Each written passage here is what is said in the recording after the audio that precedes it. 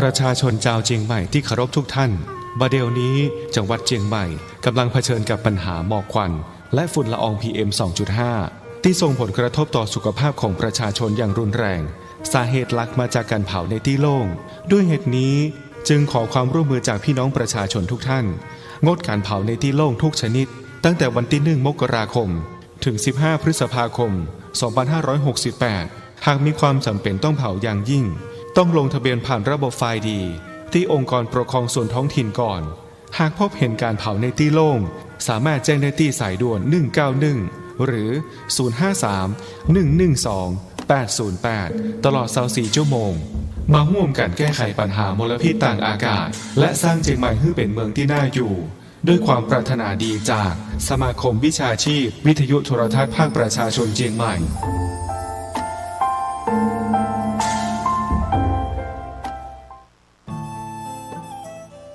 ท่านกำลังติดตามรับฟังสถานีวิทยุกระจายเสียงพระพุทธศาสนาแห่งชาติและสังคมคลื่นเพื่อการศึกษาพระพุทธศาสนาและวัฒนธรรมระบบ FM 104.5 เมกะเฮิรตซ์รายการต่อไปเป็นรายการคดีโลกคดีธรรม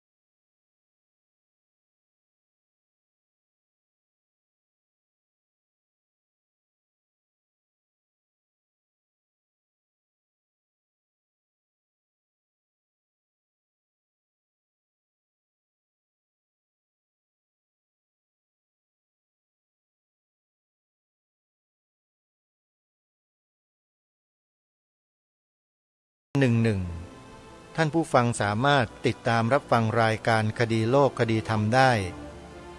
วันละ5 เวลามีเวลา 9 นาฬิกาช่วงหนึ่ง10 นาฬิกาอีกช่วงหนึ่ง11 นาฬิกาอีกช่วงหนึ่ง13 นาฬิกาอีกช่วงหนึ่งและ1 นาฬิกาอีกช่วงหนึ่งการติดตามรับฟังรายการนี้ที่สะดวกที่สุดก็คือฟังทางโทรศัพท์มือถือผ่านแอปพลิเคชันที่ชื่อว่าวิทยุพุทธศาสนาทั่วไทยแอปพลิเคชันวิทยุพุทธศาสนาทั่วไทยนี้เป็นแอปพลิเคชันที่พัฒนาขึ้นมาโดยเจ้าอาวาสวัดป่าจริยธรรมตำบลนาดอกคำอำเภอนาด้วงจังหวัดเลยเพื่อต้องการเผยแผ่ธรรมะในพระพุทธศาสนาอย่างกว้างขวางจึงได้กราบอาราธนาให้ครูบาอาจารย์ที่เป็นผู้อำนวยการสถานีวิทยุต่างๆนั้นสมัครเข้าแพลตฟอร์มของแอปพลิเคชันนี้ฟรี โดยไม่คิดมูลค่าใดๆทั้งสิ้นเว้นแต่ผู้อำนวยการสถานีวิทยุนั้นๆจะแสดงน้ำใจกับทางวัดป่าจริยธรรมเองเพราะเห็นประโยชน์ร่วมกันก็จะสนับสนุนมาโดยลำดับตามกำลังความสามารถของแต่ละสถานีและบรรดาญาติโยมสาธุชนที่ติดตามรับฟังธรรมะผ่านแอปพลิเคชันดังกล่าวจะร่วมสนับสนุนวัดป่าจริยธรรมที่ได้สร้างสรรค์สิ่งที่ดีๆนี้ให้แก่พวกเราก็ได้ท่านสามารถโทรศัพท์เข้าไปพูดคุยติดต่อด้วยตัวของท่านเองในการสนับสนุนส่งเสริมวัดป่าจริยธรรมแห่งนี้ให้สร้างสรรค์สิ่งที่ดีๆให้แก่พวกเราต่อไปท่านสามารถโทรเข้าไปได้ที่หมายเลขโทรศัพท์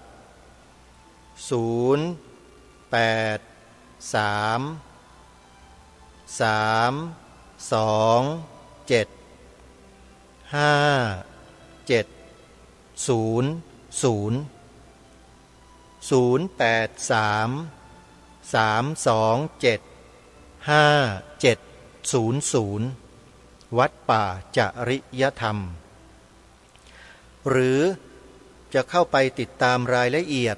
ภายในเว็บไซต์ของวัดป่าจริยธรรมก็สะดวกโดยเข้าไปที่ www.wadpa.net www.wadpa.net รายละเอียดต่างๆข่าวสารข้อมูลอยู่ในเว็บไซต์นี้หลายประการมากมายติดตามรับชมกันได้สำหรับกิจกรรมที่จะขอเชิญชวนสาธุชนไปร่วมงานกันในวันพรุ่งนี้แล้ววันพรุ่งนี้วันเสาร์ที่18มกราคมพระพุทธศักราช2568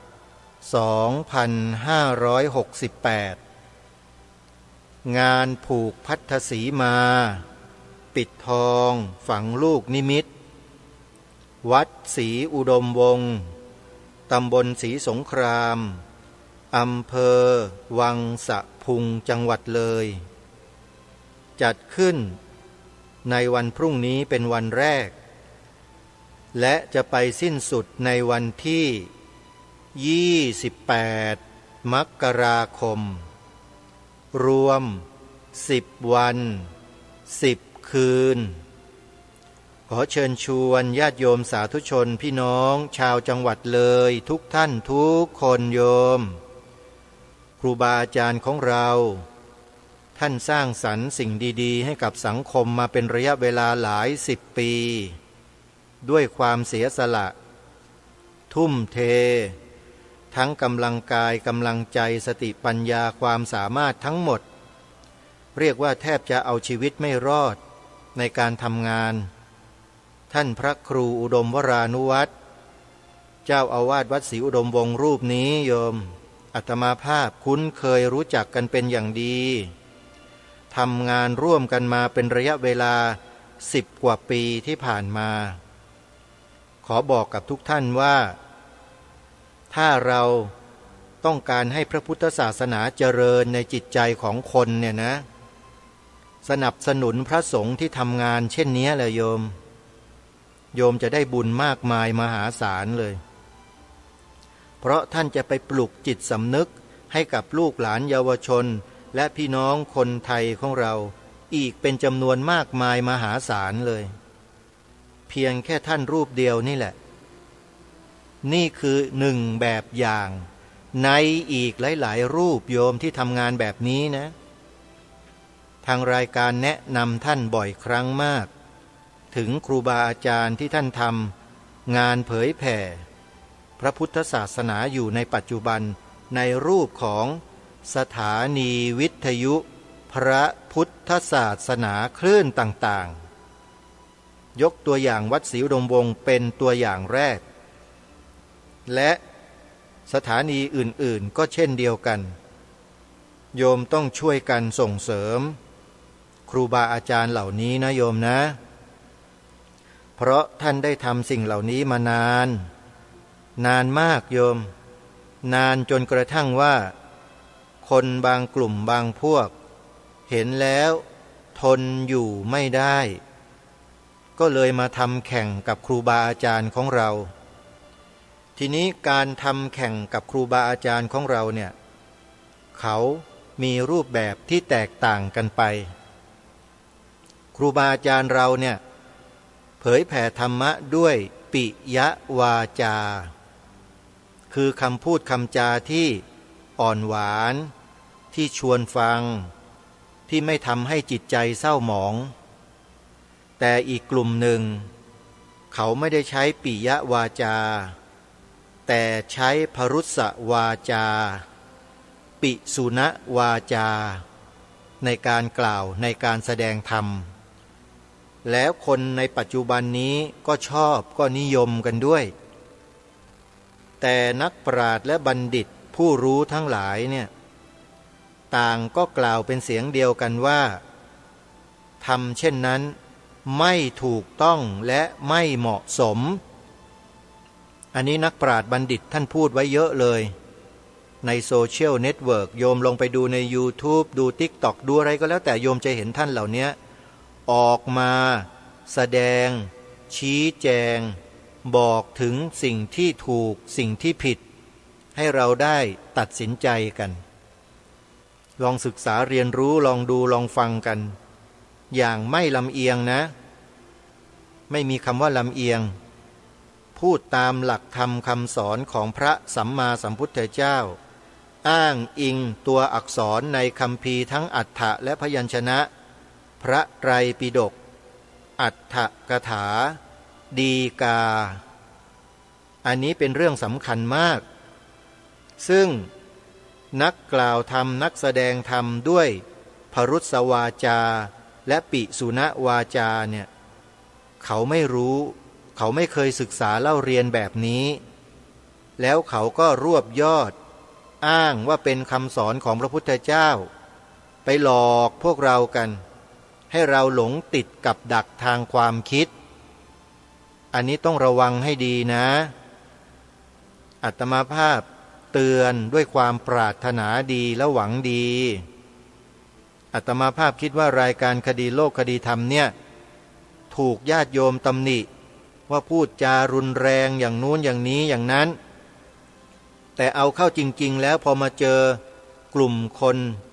ที่มาแสดงธรรมด้วยพรุสวาจาปิสุณวาจา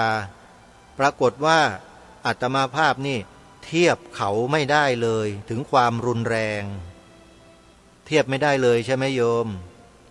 อาตมาภาพเคยพูดไหมว่า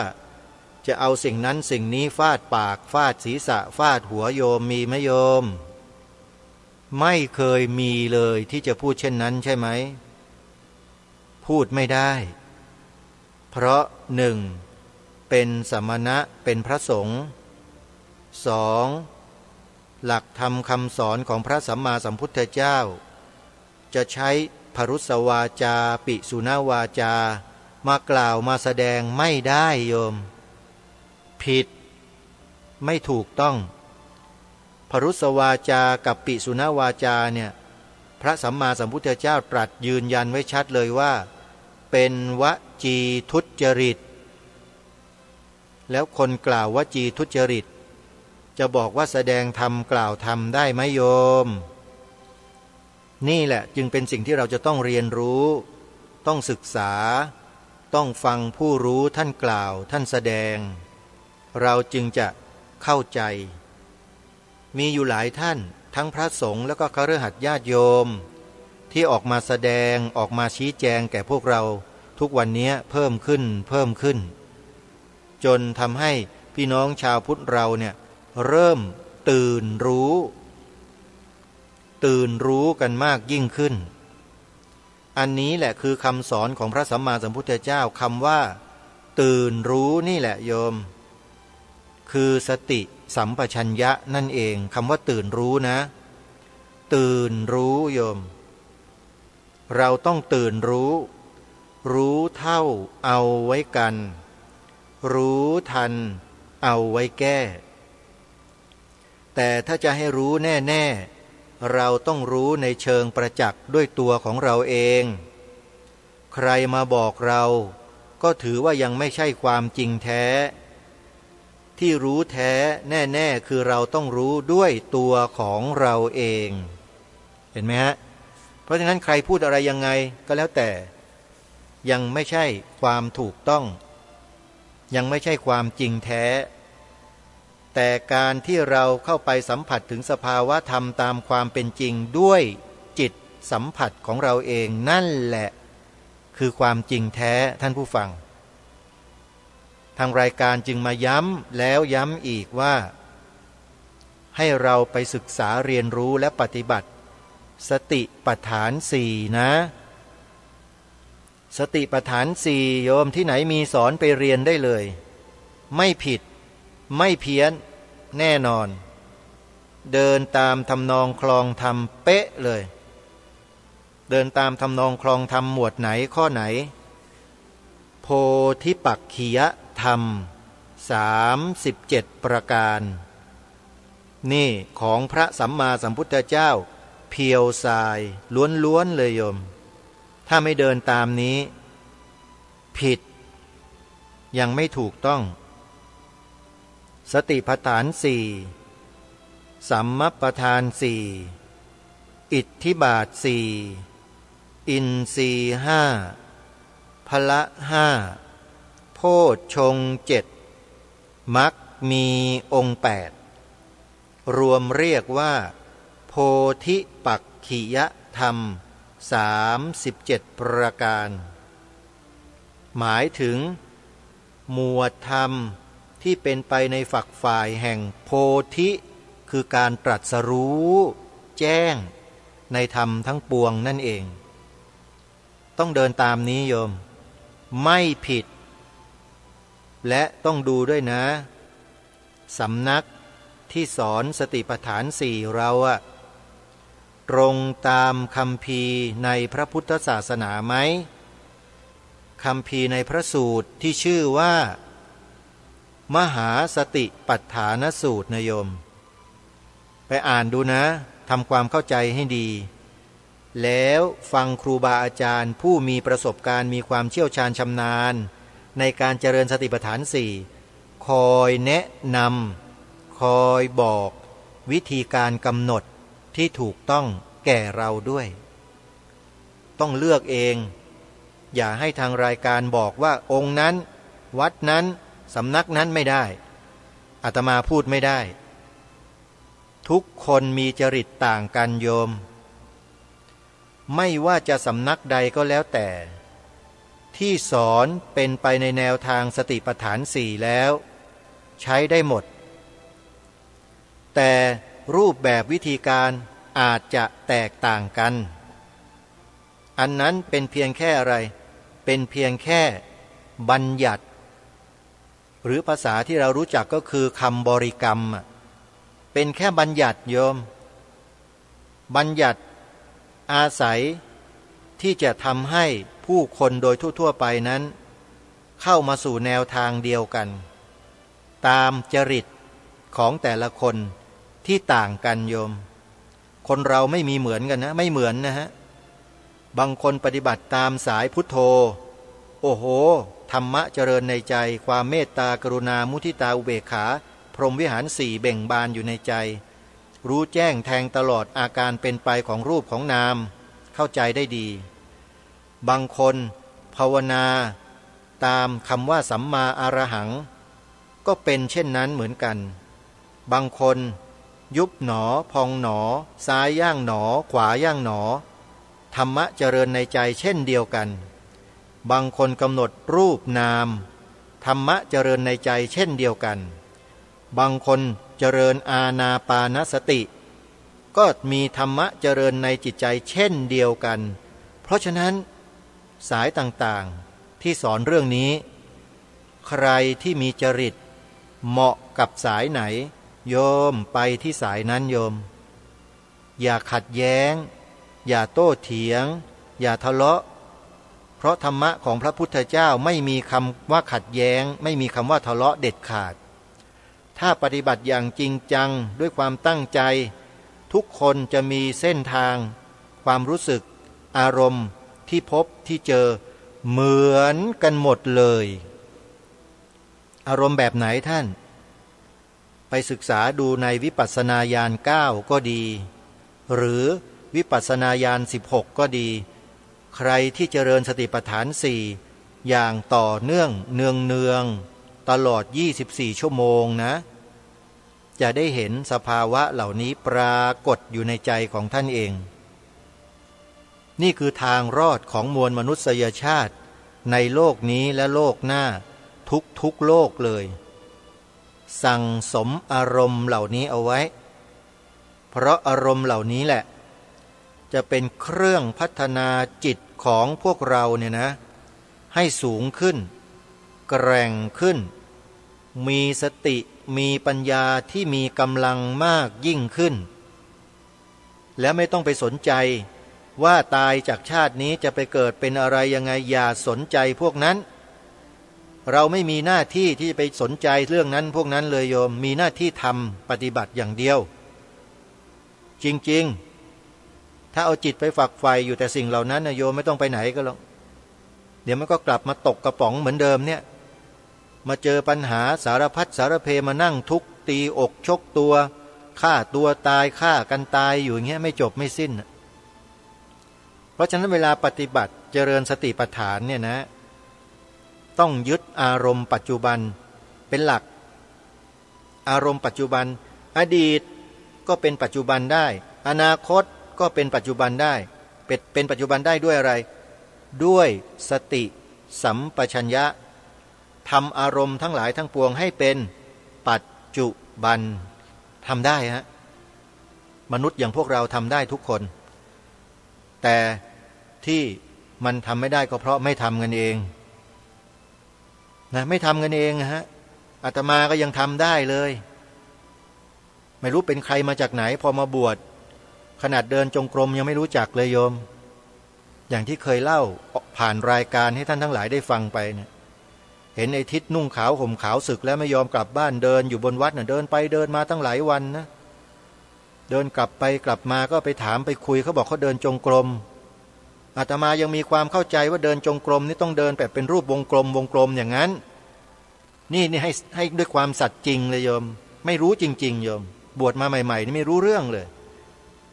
กะว่าบวชพรรษาเดียวก็ออกศึกไปแล้วเหมือนกับลูกผู้ชายไทยทั่วๆไปนั่นแหละแต่พอมาได้ยินคำว่าวิปัสสนากรรมฐานคืออะไรโดยคำอธิบายของทิศที่ศึกมาเนี่ยตอนที่แกบวชแกก็ไปปฏิบัติอยู่ที่สำนักที่อาตมาไปปฏิบัตินี่แหละก็แนะนำไปที่นั่นแหละ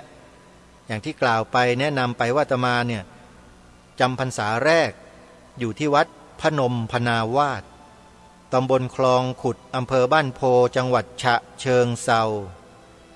ในปีนั้นที่เข้าไปเนี่ยการปฏิบัติยังเข้มข้นเหมือนเดิมตั้งแต่ต้นมาเลยพออาตมาภาพออกจากวัดพนมพนาวาสมาสักระยะหนึ่งการปฏิบัติอะไรต่างๆก็ดรอปลงมาเรื่อยๆด้วยเหตุด้วยปัจจัยที่ไม่พร้อมหลายอย่างโยมก็เป็นเรื่องของธรรมดานะสิ่งทั้งหลายเป็นไปตามกฎพระไตรลักษณ์จริงๆโยมยื้อไว้ยังไงก็ไม่อยู่เพราะเหตุปัจจัยไม่เอื้อก็เลยไม่สามารถคงไว้ได้รักษาไว้ได้ก็เป็นเรื่องปกติธรรมดาทั่วๆไปนะอย่าไปเสียอกเสียใจอย่าไปสงสัยอะไรนะโยมนะให้รู้ไว้ว่ามันมีที่มาที่ไปยังไงและมันเกิดขึ้นมาได้ยังไงแค่นั้นพอ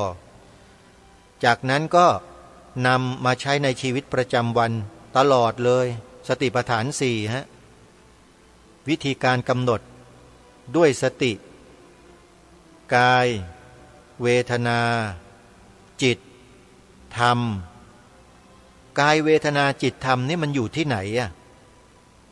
นี่ไงอยู่ในตัวเราทั้งหมดเลยที่เรียกว่ารูปและนามนี่แหละ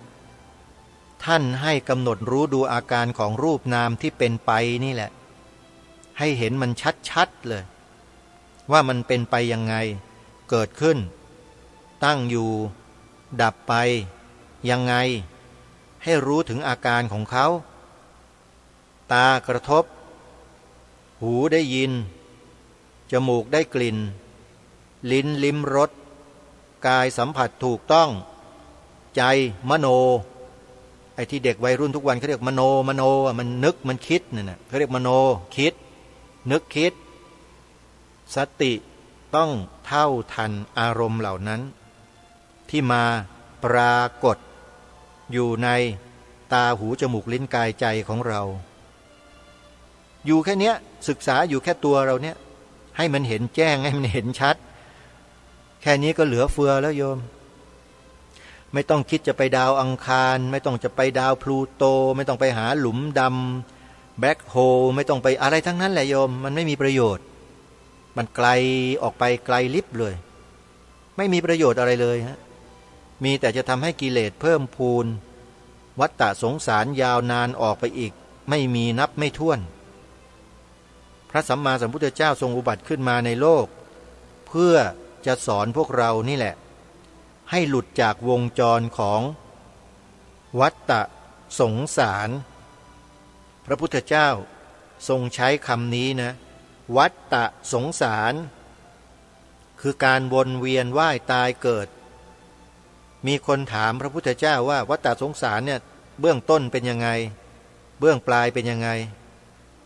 พระพุทธเจ้าตรัสเลยว่าเบื้องต้นหาไม่ได้เบื้องปลายหาไม่เจอไม่มีคือไม่มีเบื้องต้นและเบื้องปลายมันหมุนวนกันอาศัยเหตุปัจจัยหมุนกันอยู่อย่างเงี้ยอวิชชาปัจจยาสังขาราสังขารปัจจยาวิญญาณังวิญญาณปัจจยานามรูปังนามรูปปัจจยาสลายตนังสลายตปัจจยาผัสโสผัสสะปัจจยาเวทนาเวทนาปัจจยาตัณหาตัณหาปัจจยาอุปาทานังอุปาทานปัจจยาภโวภวปัจจยาชาติชาติชรามรณะโสกปริเทวทุกขโทมนัสสะอุปายาสะสัมภวันติเอวเมตัสสะเกวรัสสะทุกขขันธัสสะสมุทโยโหติมันไปอย่างนี้ฮะถ้าใครเรียนเรื่องของพระอภิธรรมในชั้นมัชชิมโทจะเจอวิชานี้เรียกว่าปฏิจจสมุปบาทท่านจะเรียนตรงนี้และจะเข้าใจเลยและในชั้นนี้ชั้นมัชชิมโทเนี่ยจะมีอีกวิชาหนึ่งอีกสองวิชาขออภัยสมถกรรมฐานและวิปัสสนากรรมฐานใครได้เรียนชั้นมหาโทอย่างเข้าใจลึกซึ้งนะไปปฏิบัติกรรมฐานแล้วเนี่ยไม่ต้องกลัวอะไรในจักรวาลนี้ทั้งสิ้นบอกได้เลยว่าไม่ต้องกลัวอะไรเลยไม่มีอะไรน่ากลัวสักอย่าง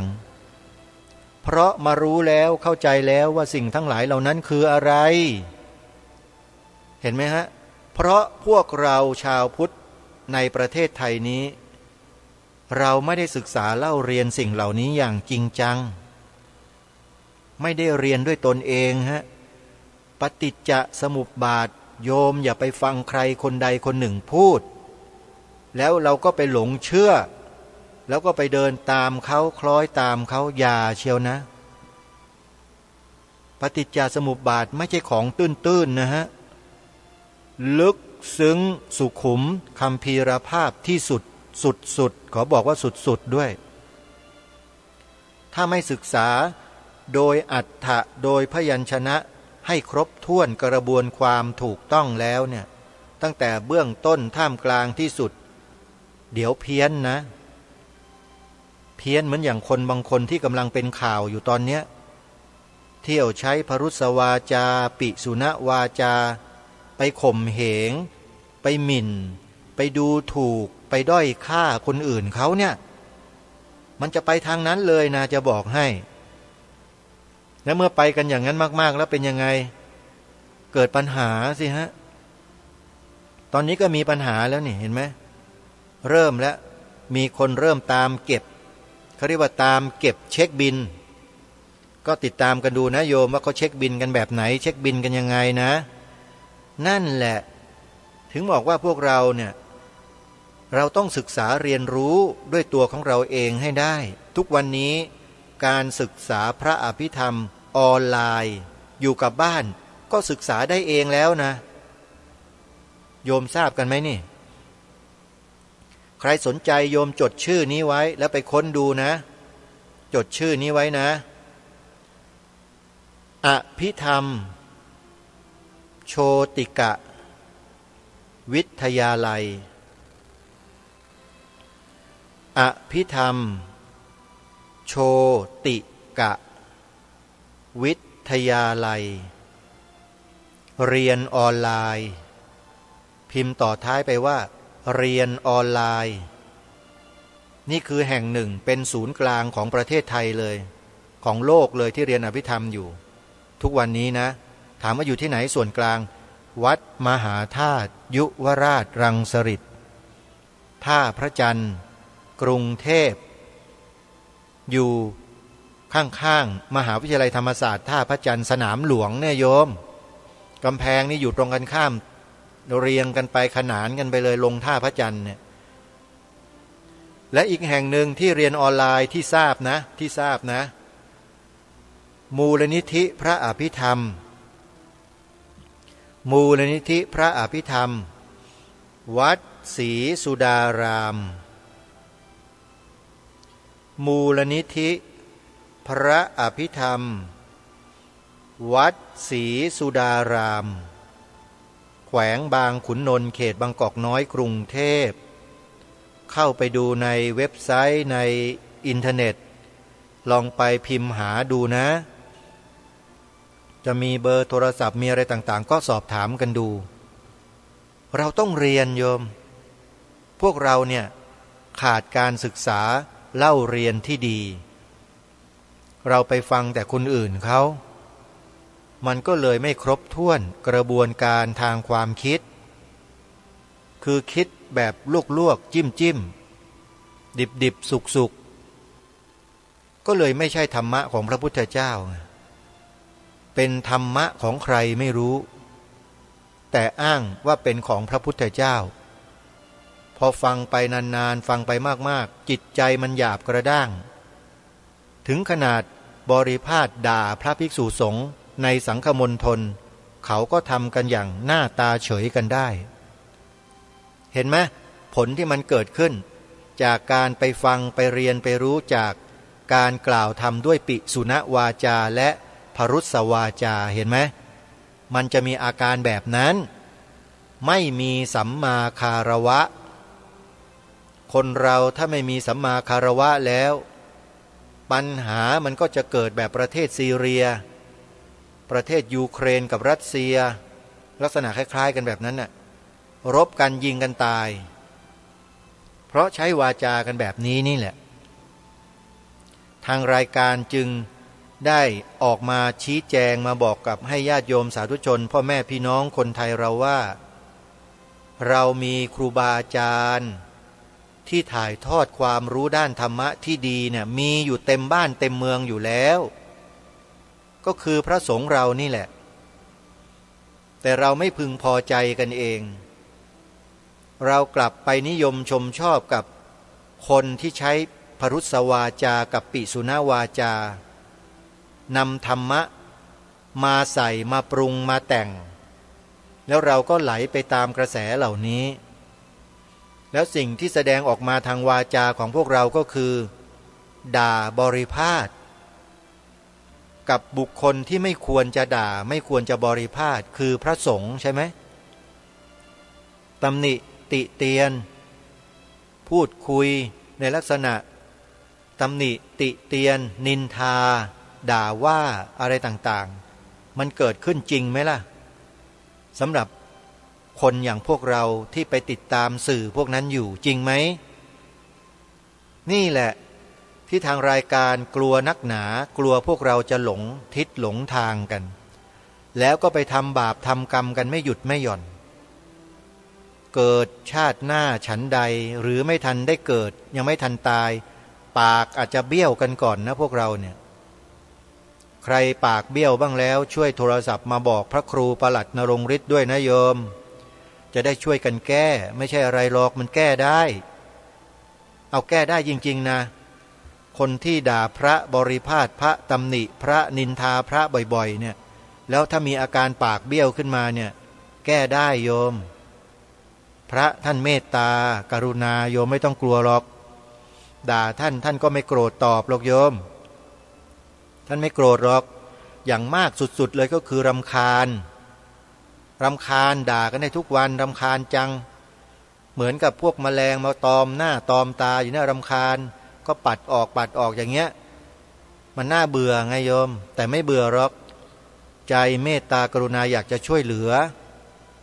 นะใครที่สำนึกผิดแล้วนะโยมกลับเถอะกลับมามีสัมมาคารวะทำจิตใจให้มีความเคารพในพระธรรมในพระสงฆ์อย่าบริพาทอย่าด่าอย่าตำหนิอย่านินทามันเป็นบาปอยู่ในใจของเรานั่นตลอดเลยจริงๆเหมือนกับคนบางคนน่ะมีชื่อเสียงมีหน้ามีตาคนใหญ่คนโตในบ้านในเมืองเรียกอาจารย์อาจารย์แต่วาจาบริพาทพระสงฆ์ด่าว่าพระสงฆ์ว่าเป็นพวกมหาโจรอย่างเงี้ยโยมว่าคนแบบเนี้ยถ้าเราไปเอาเยี่ยงเอาอย่างแล้วบริพาทว่าพระสงฆ์แบบนี้ด้วยโยมว่าจะเป็นบุญเป็นกุศลสำหรับโยมไหมเป็นไหมโยมการทำวจีกรรมเช่นนั้นให้เกิดขึ้นน่ะเป็นวจีทุจริตกล่าวร้ายว่าร้ายพระภิกษุสงฆ์ว่าเป็นมหาโจรโยมว่าบาปไหมไหนใครว่าไม่บาปด่าพระสงฆ์ว่าเป็นมหาโจรแล้วได้บุญบ้างช่วยบอกด้วยนะโยมมีคำสอนปรากฏอยู่ในหลักฐานพระไตรปิฎกเล่มไหนบอกด้วยอาตมาจะได้ไปค้นคว้าดูแล้วจะได้มาช่วยเผยแพร่มีไหมด่าพระสงฆ์ว่าเป็นมหาโจรเนี่ยนะอยู่ตรงไหนโยมคฤหัสถ์ญาติโยมทั้งหญิงและชายมีไหมในพระไตรปิฎกเขียนไว้ด่าพระสงฆ์ว่าเป็นมหาโจรโจทย์ด้วยโจทย์กล่าวหานะคือโจทย์มีไหมโยมถ้ามีช่วยบอกด้วยนะอาตมาภาพจะได้ไปศึกษาดูที่ว่าเป็นเพราะเหตุอะไรเขาจึงด่าพระสงฆ์ได้ถึงขนาดนั้นว่าเป็นมหาโจรจะเหมือนกับปัจจุบันนี้ไหมที่เขาหยิบมาด่าเนี่ยเพียงแค่พระสงฆ์รับซองปัจจัยญาติโยมเขาก็ว่าเป็นมหาโจรเนี่ยโยมมันมีเหตุผลตรรกะมันใช้ได้ไหมล่ะพระสงฆ์เราเนี่ยโยมถวายปัจจัยด้วยศรัทธาเห็นมีเหตุมีผลเห็นว่าพระสงฆ์ท่านทำงานเพื่อพระศาสนาเพื่อบ้านเพื่อเมืองศรัทธาอยากจะเป็นกำลังให้ท่านแต่ไม่สามารถมาช่วยงานท่านได้ก็เลยถวายเป็นปัจจัยซึ่งเป็นอุปกรณ์และเครื่องมือในการช่วยทำงานท่านได้เสร็จแล้วมีคนบอกว่าการทำเช่นนั้นเป็นมหาโจรโยมลองคิดดูสิโยมที่ถวายปัจจัยพระอยู่ทุกวันเนี้ยจะมีความรู้สึกเช่นไรอันนี้เป็นสิ่งที่มันเป็นขึ้นจริงๆมีขึ้นจริงๆในบ้านเมืองเรานะถ้าไม่มีรายการนี้ไม่นำมาพูดไปมันก็เสียสิเราอะแต่มันเกิดขึ้นจริงๆมีจริงๆถ้าอยากจะทราบข้อมูลแบบชัดๆตรงประเด็นนะให้เข้าไปดูใน YouTube พิมพ์ชื่อนี้เดี๋ยวจะบอกให้พิมพ์นะเตรียมปากกากระดาษไว้โยมเพราะพระสงฆ์รูปที่ท่านชี้แจงที่แก้ไขความเข้าใจที่ผิดให้กับญาติโยมรูปนี้เนี่ยท่านจบปรริญญาธรรม9ประโยคเป็นพระวิปัสสนาจารย์สอนกรรมฐานอยู่ที่ยุวพุทธิกสมาคมแห่งชาติด้วยโยมไม่ธรรมดาเลยใช่ไหมแปลว่าท่านมีความรู้ทั้งปริยัติแล้วก็ปฏิบัติด้วยพอท่านได้ยินได้ฟังบุคคลเหล่านั้นบริพาทพระสงฆ์กล่าวหาพระสงฆ์ใส่ร้ายพระสงฆ์ว่าเป็นมหาโจรท่านก็ออกมาชี้แจงใครที่จะฟังนะโยมนะให้พิมพ์ชื่อทูตเทวทัตทุจินจดทันไหม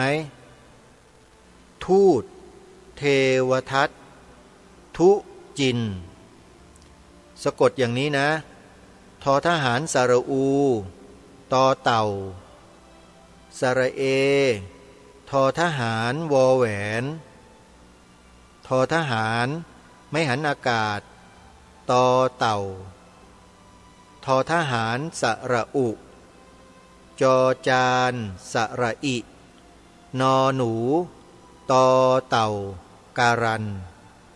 ทูตเทวทัตทุจินแล้วก็พิมพ์ต่อท้ายไปอีกคำหนึ่งว่าพระมหาอุเทนพิมพ์กำกับไว้ด้วยเดี๋ยวไปเจอของคนอื่นเข้าไม่ใช่นะพระที่ท่านออกมาชี้แจงให้พวกเราได้ทราบถึงข้อพระธรรมวินัยที่ถูกต้องในเรื่องนี้ก็คือพระมหาอุเทนฉายาของท่านนะปัญญาปริทัตพระมหาอุเทนปัญญาปริทัตท่านพูดไว้ทั้งหมด6คลิปเกี่ยวกับเรื่องมหาโจรที่ถูกกล่าวหาพระสงฆ์ถูกกล่าวหาว่าเป็นมหาโจรเนี่ยท่านแก้ปรับประวาทตรงนี้ไว้6คลิปโยมไปตามดูทางรายการเคยนำมาเปิดออกอากาศในรายการทั้ง6คลิปมาแล้ว2 รอบสำหรับญาติโยมสาธุชนท่านใดที่ไม่เคยฟังตามไปฟังใน YouTube พิมพ์คำว่าคดีโลกคดีธรรมทูตเทวทัตทุจินเดี๋ยวเจอเองอาตมาจะไม่พูดซ้ำแต่จะแนะนำให้ไปฟังคลิปที่ผ่านมาแล้วท่านทั้งหลายจะทราบแล้วก็ยังมีอีกหลายกรณีนะที่เป็นผลกระทบต่อพระพุทธศาสนาของเราเนี่ยมีอีกหลายกรณีเลยแต่ยังไม่หยิบยกมาในวันนี้เท่านั้นเพียงบอกกับให้ท่านสาธุชนทั้งหลายได้ทราบว่าในบางกรณีที่เกิดขึ้นด้วยวาจาที่เป็นพรุสวาจาและปิสุนาวาจาเหล่านี้ทำให้พระพุทธศาสนาในบ้านเมืองไทยเราสั่นคลอนได้สั่นคลอนเลยฮะไม่สั่นคลอนได้ไงอ่ะสมเด็จพระสังฆราชสกลมหาสังฆปรินายกพระองค์ปัจจุบันถึงขนาดออกมาตรัสกับเหล่าบรรดาพระภิกษุที่สอนพระบาลีแม่กลองธรรมสนามหลวงอยู่ครั้งหนึ่งเดี๋ยวจะอัญเชิญมาเปิดให้ฟังโยมพระองค์ท่านตรัสไว้ชัดเลยเกี่ยวกับเรื่องนี้แหละเรื่องการกล่าวธรรมการแสดงธรรมด้วยวาจาที่ไม่เหมาะสมเนี่ยชัดเจนมากแล้วเดี๋ยวถ้าได้คลิปมาก็จะนำมาเปิดออกรายการให้ฟังกันแต่วันนี้เวลาของรายการก็มาสู่ช่วงท้ายๆแล้วก็จะขอฝากในช่วงท้ายรายการว่าถ้าเราต้องการจะรักษาความมั่นคงในใจของเราทำใจเราให้หนักแน่นและก็มีสำนึกที่ดีต่อชาติต่อพระพุทธศาสนาต่อพระมหากษัตริย์ของเราเนี่ยให้เจริญสติปัฏฐาน4ตามสำนักปฏิบัติธรรมของพ่อแม่ครูบาอาจารย์ของเราที่เราเห็นว่าถูกจริตแก่เราไม่ว่าจะเป็นพุทโธภาวนาภาวนาว่าพุทโธสัมมาอรหังยุบหนอพองหนออานาปานสติรูปนามอะไรก็ได้เมื่อเราเข้าไปปฏิบัติเข้าไปเจริญเข้าไปทำแล้วจิตใจเราน้อมลงมีสัมมาคารวะต่อพระพุทธต่อพระธรรมต่อพระสงฆ์หนักแน่นในพระรัตนตรัยมีความเคารพเทิดทูนโดยส่วนเดียวมีจิตเมตตากรุณามุทิตาอุเบกขาถ้าไปปฏิบัติแล้วจิตใจเกิดขึ้นในลักษณะเช่นนี้เชื่อได้เลยเดินต่อไปอย่าหยุดปฏิบัติให้สูงยิ่งขึ้นแล้ววันหนึ่งท่านจะเข้าใจสรรพสิ่งทั้งหลายทั้งปวงตามความเป็นจริงด้วยปัญญาญาณของท่านเองใครมาบอกก็บรรลุไม่ได้หรอกทำเองปฏิบัติเองเข้าใจเองขอฝากไว้นะท่านผู้ฟังช่วงท้ายวันนี้ขอย้ำอีกครั้งหนึ่งว่าในวันพรุ่งนี้วันเสาร์ที่18 มกราคมพระพุทธศักราช 2568 มีงานผูกพัทธสีมาปิดทองฝังลูกนิมิตอุโบสถวัดศรีอุดมวงศ์ตำบลศรีสงครามอำเภอวังสะพุงจังหวัดเลยพรุ่งนี้ไปแน่นอนญาติโยมแล้วไปพบกันที่งานนะอาตมาภาพอาจจะถือไมโครโฟนประชาสัมพันธ์ทักทายปฏิสันถานญาติโยมเชิญชวนให้ร่วมกันทำบุญสนับสนุนงานพระศาสนาที่วัดศรีอุดมวงศ์นี้แหละโยมไปช่วยกันนะแล้วไปพบกันที่นั่นแล้วที่สำคัญอย่างยิ่งประการหนึ่งก็คือพระอาจารย์สมภพโชติปัญโยจะมาในงานวันที่18 มกราคมคือวันพรุ่งนี้ด้วยใครที่ไม่เคยเห็นพระอาจารย์สมภพโชติปัญโยตัวเป็นๆไม่เคยกราบพระอาจารย์ใกล้ชิดวันพรุ่งนี้พระอาจารย์สมภพโชติปัญโยมาที่วัดศรีอุดมวงศ์โยมเดินทางมากันให้เยอะๆนะโยมนะเราจะได้กราบครูบาอาจารย์ที่ให้แสงสว่างทางธรรมแก่เราที่ถือว่าเป็นระดับแนวหน้าของประเทศอีกรูปหนึ่งโยมท่านยังมีชีวิตอยู่นะแล้วท่านก็เมตตาเดินทางมาในงานนี้ด้วยเป็นประถมฤกษ์เลยนะขอเชิญทุกท่านมาร่วมงานกันแล้วพบกันที่วัดศรีอุดมวงศ์ในวันพรุ่งนี้นะโยม18 มกราคมวันเสาร์งานนั้นจะจัดไปถึงวันที่28 มกราคมรวม10 วัน10 คืนในคืนแรกปฐมฤกษ์เทศน์สอดแจ้งขอเชิญไปร่วมงานกันนะและอีกเรื่องหนึ่งที่จะขออนุโมทนาบุญกับญาติโยมชาวจังหวัดเชียงใหม่ที่ติดตามรับฟังรายการคดีโลกคดีธรรมกันมาโดยตลอดเริ่มต้นที่คุณโยมแม่ศรีนวลรันจวนอันนี้ปวารณาอาตมาภาพไว้ว่าถวายทุกเดือนเลยโยม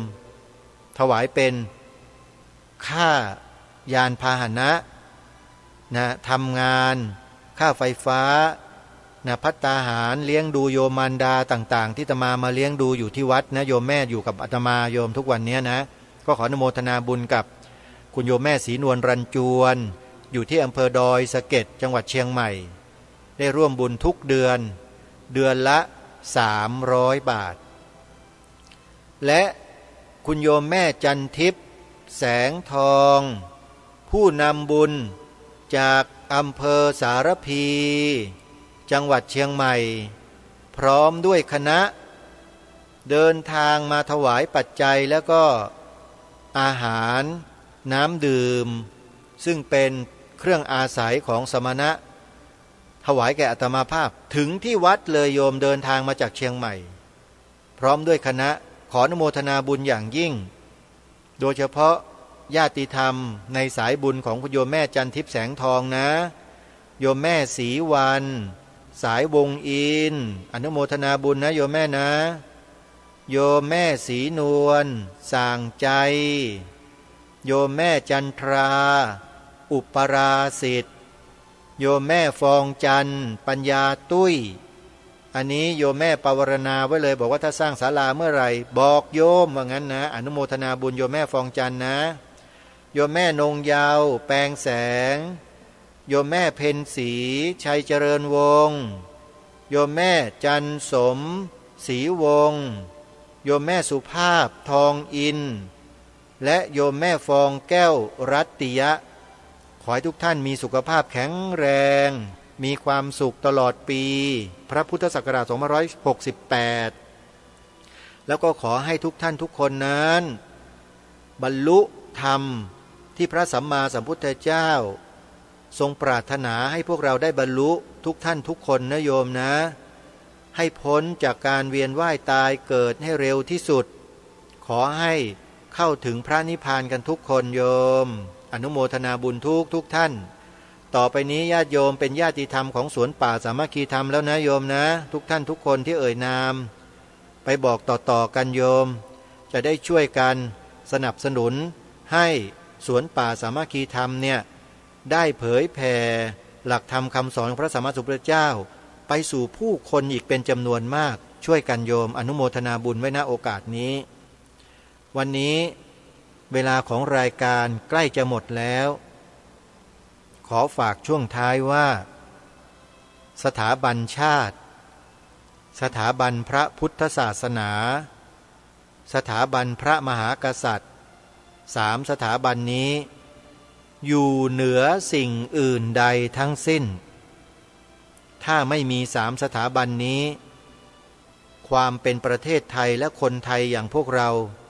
ที่เป็นเอกราชมาถึงวันนี้มีไม่ได้เลยจึง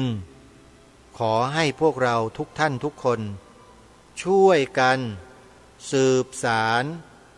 รักษาต่อยอดความเป็นไทยตรงนี้ไว้ด้วยกันอนุโมทนาสา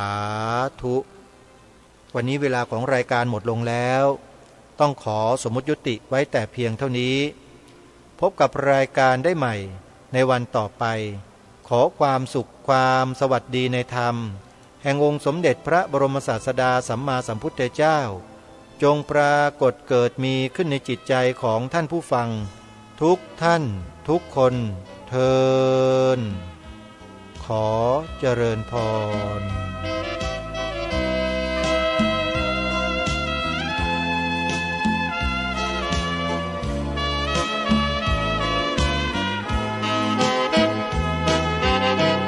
ไม่สู้ก็เสียไม่เคลียร์ก็สิ้นแผ่นดินจะอยู่เราจึงต้องสู้เพื่อไว้ศักดิ์ศรีวิสัยไทยนั้นไม่คิดราวีหรือว่าหนอตีระรานผู้ใดต้องสู้เท่านั้นเพื่อบ้านเมืองสุขป้องทุกภัยนั้นบรรพชนท่านมีเลือดหลั่งไหล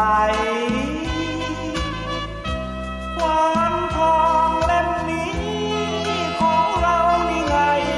หลายชาติอยากได้เอาไปครองแต่มันต้องพายทุกรายไปหมดเพราะไทยปรากฏยึดเหนี่ยวปรองดอง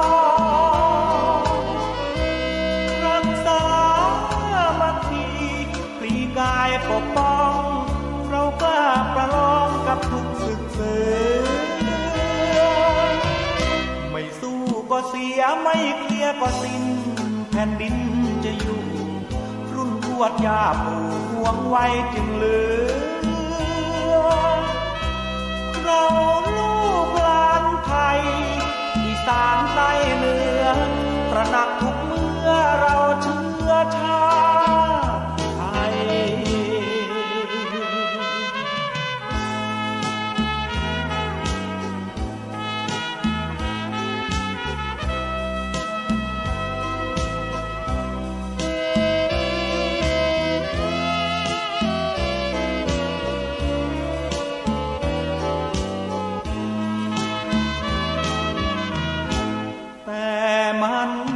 ต้องพายทุกรายไป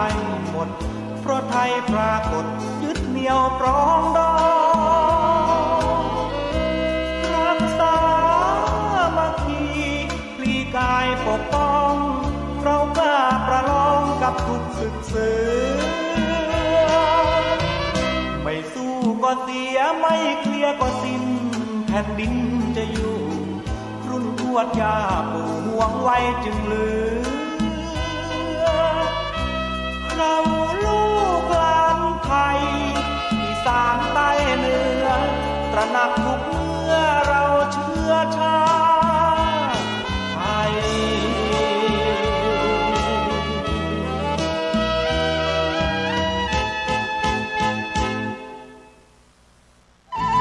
ที่จบไปแล้วนั้นเป็นรายการคดีโลกคดีธรรมดำเนินรายการโดยพระครูปลัดณรงค์ฤทธิ์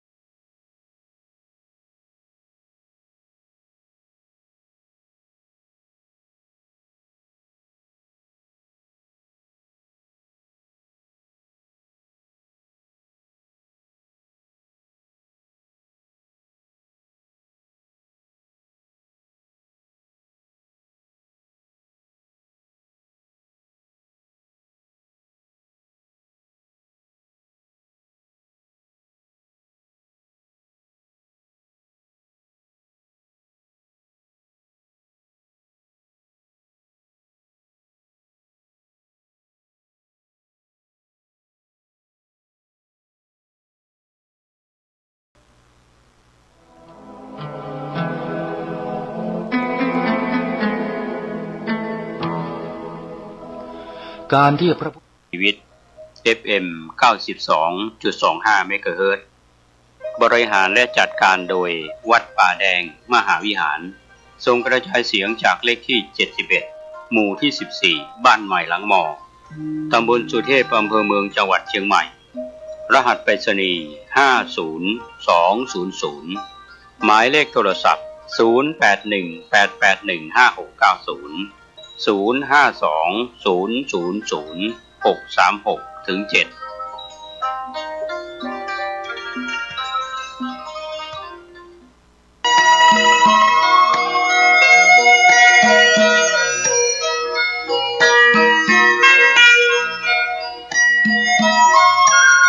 สารเพื่อการประชาสัมพันธ์